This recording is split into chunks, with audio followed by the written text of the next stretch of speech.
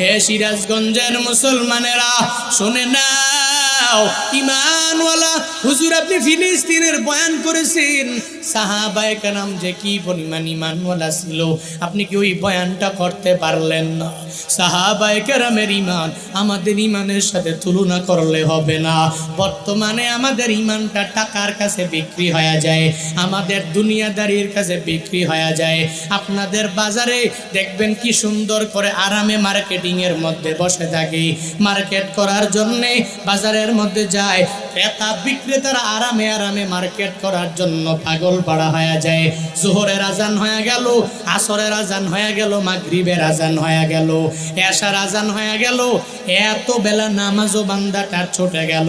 এরপরেও দুনিয়াতে কিছু টাকা পয়সা বেশি বিক্রি করার জন্যে শাটার ফালায় না, ওই দোকানের মধ্যেই বসে থাকি।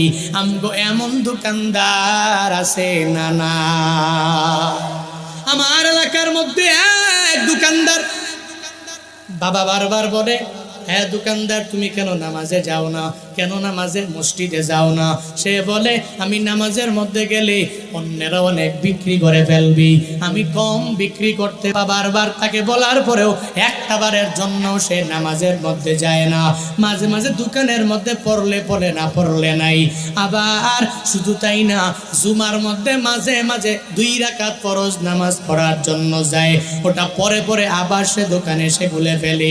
বাবা বারবার বলার পরেও একটা বারের জন্য নিজের দোকানটাকে প্রায়োরিটি না দিয়া নিজের ঈমানটাকে মজবুত করে মসজিদটাকে প্রায়োরিটি দিতে পারে না, পারে না, পারে না। তাআওয়ানু আলাল বিররি ওয়াত তাকওয়া ওয়ালা তাআওয়ানু আলাল ইসমি ওয়াল উদওয়ান।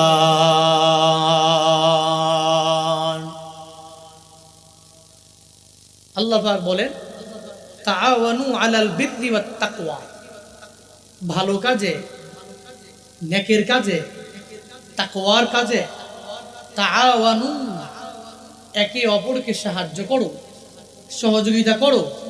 ওয়ালা তাআওয়ানু আলাল ইসমি ওয়াল উদওয়ান, পাপের কাজে, শত্রুতার কাজে, শত্রুতার ক্ষেত্রে, পাপের ক্ষেত্রে একজন আরেকজনকে সহযোগিতা করো।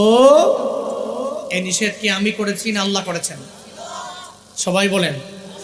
আর ভালো কাজের সাহায্য করার জন্য আদেশ কি আমি দিয়েছি নাকি আল্লাহ দিয়েছেন? আমি আল্লাহ পাকের কোরআন থেকে, কালাম থেকে, ওখান থেকে নকল করেছি। আপনাদেরকে বলছি, আমি নকল করে বলছি।